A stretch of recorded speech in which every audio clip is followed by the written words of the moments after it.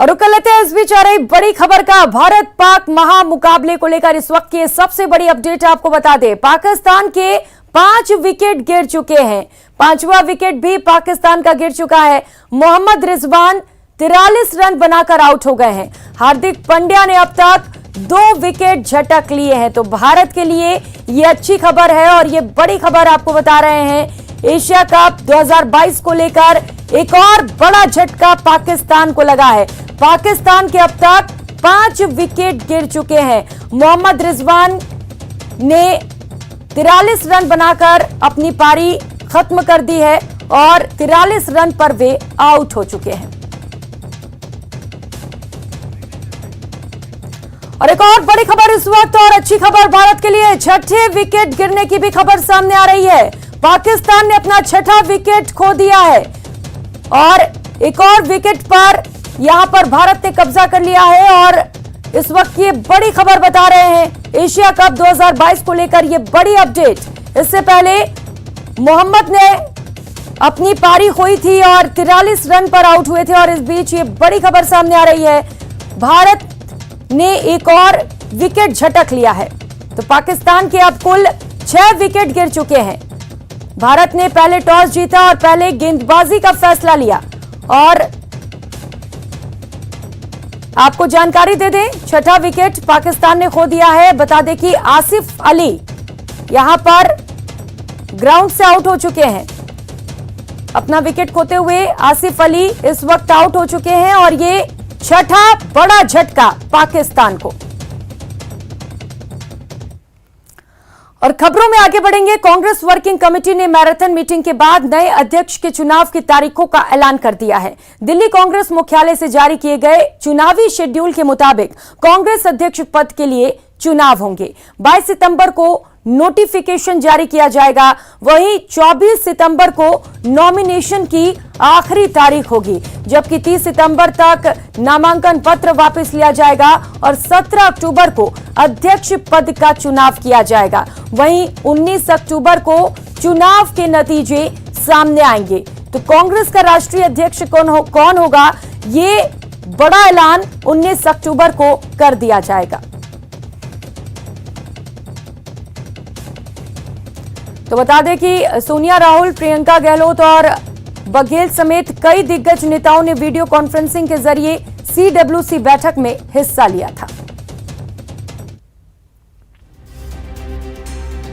कांग्रेस के अध्यक्ष के चुनाव की तारीख की घोषणा कर दी गई है। देश के ग्रैंड ओल्ड पार्टी के अध्यक्ष पद का चुनाव 17 अक्टूबर को होगा।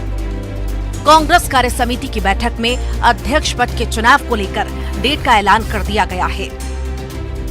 कार्य समिति की बैठक के बाद मीडिया को जानकारी दी गई कि कांग्रेस के नए अध्यक्ष के लिए 17 अक्टूबर को चुनाव होगा और चुनाव के नतीजे का ऐलान 19 अक्टूबर को किया जाएगा। चुनाव के लिए नोटिफिकेशन 22 सितंबर को जारी किया जाएगा, जबकि नामांकन दाखिल करने की तारीख 24 सितंबर से 30 सितंबर तक है। 1 अक्टूबर को स्क्रूटनी की जाएगी, जबकि नाम वापस लेने की आखिरी तारीख 8 अक्टूबर तय की गई है। If there is more than one candidate, the date of poll at all PCC headquarters, Monday 17th October 2022, 10 a.m. to 4 p.m. In case there is election by voting for Congress presidency, counting of votes and declaration of result, Wednesday 19th October 2022, 10 a.m. onwards. नामांकन यहीं पर होगा दिल्ली में। जो candidate, जो delegate उसमें form भरना चाहते हैं, नॉमिनेशन करना चाहते हैं, उनका नॉमिनेशन यहाँ होगा उसके अंदर। और करीब 9000 से ज़्यादा डेलीगेट्स उसके अंदर अभी जो है उनका वो वोटिंग करेंगे अपने अपने हेडक्वार्टर में। कांग्रेस कार्य समिति की यह बैठक दिल्ली में आयोजित की गई थी, लेकिन देश से बाहर होने के कारण गांधी परिवार के सदस्य ऑनलाइन इस मीटिंग में शामिल हुए। बता दें कि कांग्रेस की अंतरिम अध्यक्ष सोनिया गांधी, पूर्व अध्यक्ष राहुल गांधी और महासचिव प्रियंका गांधी इस समय भारत में नहीं हैं। सोनिया गांधी के इलाज के सिलसिले में ये सभी विदेश की यात्रा पर हैं। ऐसे में ये तीनों CWC की मीटिंग में वर्चुअली शामिल हुए। बैठक के बाद प्रेस कॉन्फ्रेंस में जयराम रमेश ने कहा कि कांग्रेस अकेली ऐसी पार्टी है जहां अध्यक्ष पद के लिए चुनाव होते हैं। हमारे देश में कांग्रेस पार्टी एकमात्र पॉलिटिकल पार्टी है जहां ऐसे चुनाव होते हैं और कोई भी पार्टी नहीं है। कांग्रेस एकमात्र पार्टी है जहां कांग्रेस के हर स्तर पर और खास तौर से कांग्रेस के अध्यक्ष के पद के लिए चुनाव हुए हैं, होंगे और होते रहेंगे। इस चुनाव में कांग्रेस के करीब 9,000 से ज्यादा डेलीगेट्स वोटिंग करेंगे। सीडब्ल्यूसी ने पिछले साल जिस कार्यक्रम को मंजूरी दी थी उसके मुताबिक कांग्रेस अध्यक्ष के निर्वाचन की प्रक्रिया 21 अगस्त से 20 सितंबर के बीच पूरी की जानी थी। राहुल गांधी ने 2019 के लोकसभा चुनाव में पार्टी की हार के बाद कांग्रेस अध्यक्ष पद से इस्तीफा दे दिया था। इसके बाद से अंतरिम अध्यक्ष के तौर पर सोनिया गांधी पार्टी की कमान संभाल रही हैं। Bureau report, news 18 Delhi. और खबर नोएडा से है। नोएडा में ट्विन टावर को जमींदोज कर दिया गया। इस टावर को धमाके के साथ ध्वस्त किया गया। ट्विन टावर पूरे देश की निगाहें थीं। सभी यही सोच रहे थे कि आखिर इतनी बड़ी इमारत ध्वस्त कैसे होगी, लेकिन सावधानी और तकनीक की मदद से यह इमारत ताश के पत्तों की तरह ढह गई।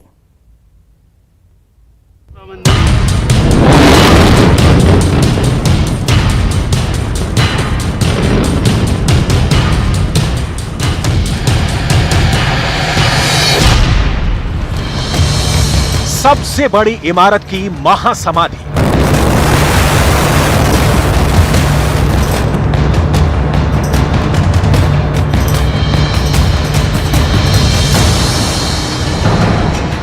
चारों तरफ छाया धूल और धुएं का गुबार।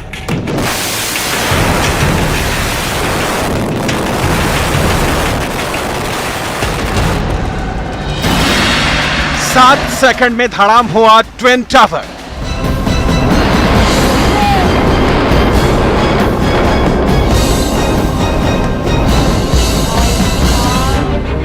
झरने की तरह बिखर गई भ्रष्टाचार की इमारत।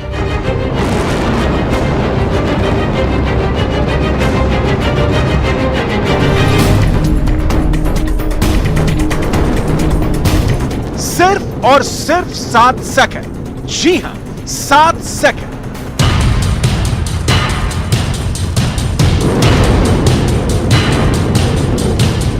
भ्रष्टाचार की यह इमारत धुआं धुआं हो गई।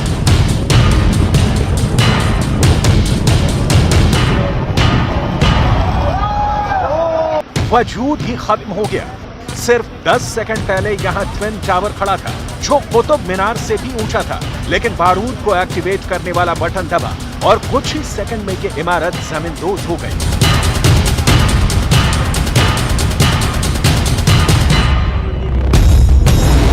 ट्विन टावर का एक एक फ्लोर ताश के पत्तों की तरह ढह गया और पूरा इलाका धूल के मोटे चादर से ढक गया, जिसकी वजह से यहां कुछ देर के लिए देखना भी मुश्किल हो गया था।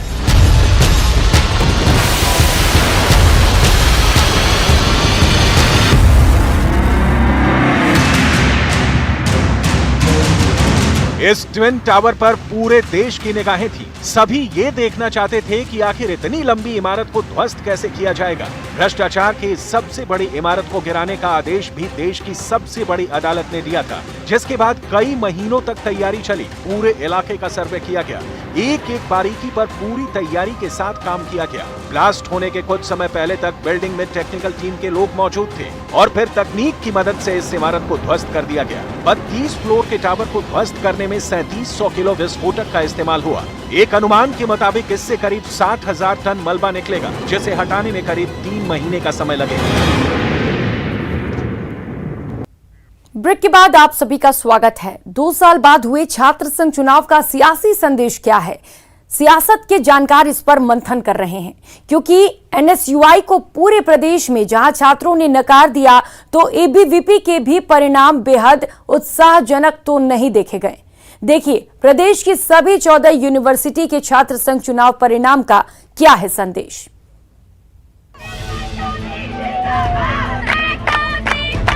–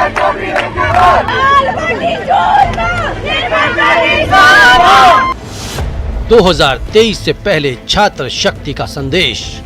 यदि संगठन कार्य नहीं करेंगे तो ये राजस्थान के अंदर पार्टियों को भी जनता नकार देगी। छात्र संघ परिणाम NSUI साफ, ABVP हाफ। जब तक ये छात्र संगठन धरातल पे कार्य करने की नहीं सोचेंगे तब तक इसी प्रकार से निर्दलीय अध्यक्ष बनते रहेंगे। RU लाठीचार्ज बना NSUI की जीत का रोड़ा। गर्ल्स हॉस्टल है, उनके 9 बजे ताला लगा देते हैं ये लोग। क्यों भाई? जब बॉयज है, आप लोग सिक्योरिटी की कमी सुधार करो ना। आप किसी को ताले में बंद थोड़ी कर सकते हो। ये निर्मल चौधरी उन सब बहनों को आजाद कराएगा। निर्दलीय निर्मल ऐसे बने RU के चौधरी। छात्र शक्ति से बड़ी कोई ताकत नहीं होती है। राजस्थान विश्वविद्यालय के अंदर निर्मल चौधरी इन छात्र संगठनों के खिलाफ तो जीत ही सकता है। ये जज्बा है प्रदेश की सबसे बड़ी यूनिवर्सिटी में अपने जोश का परचम लहराने का।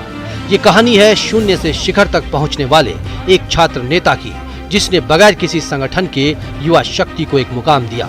एक साधारण से छात्र के सुख दुख में शरीक होकर न सिर्फ निर्मल राजस्थान यूनिवर्सिटी के चौधरी बने, बल्कि पूरे प्रदेश के सियासी दलों को छात्रों का साफ मैसेज दे दिया कि अब वादों से नहीं बनेगी बात और सियासी दलों को हकीकत की जमीन पर उतरना होगा। मैं छात्र शक्ति की आवाज को हमेशा मजबूत करने का कार्य करूंगा और इस राजस्थान यूनिवर्सिटी का नक्शा नहीं बदल दूं तो आप लोग मुझे कह देना। जो आज इसकी जो आज ये बंजर स्थिति में हो रखी है ना, इतिहास गवाही देगा कि निर्मल चौधरी अध्यक्ष बना था और इस राजस्थान विश्वविद्यालय को शिक्षा का मंदिर बना के गया था। ठीक 1 साल बाद प्रदेश अगले 5 साल के लिए अपनी सरकार का चुनाव करेगा, लेकिन जयपुर समेत प्रदेश की 14 यूनिवर्सिटी और करीब 450 कॉलेजों के परिणाम कांग्रेस के साथ ही बीजेपी को भी युवाओं का संदेश दे रही है। प्रदेश की 14 यूनिवर्सिटीज में से कहीं भी NSUI को जीत हासिल नहीं हुई, तो ABVP भी महज 5 यूनिवर्सिटी में ही अपना कब्जा जमाने में कामयाब हो पाई। वहीं निर्दलीय उम्मीदवारों ने 5 और लेफ्ट के संगठन SFI ने 2 यूनिवर्सिटी में अपना दम दिखाया, तो यूनिवर्सिटी में दूसरे छात्र संगठन की जीत हासिल हुई।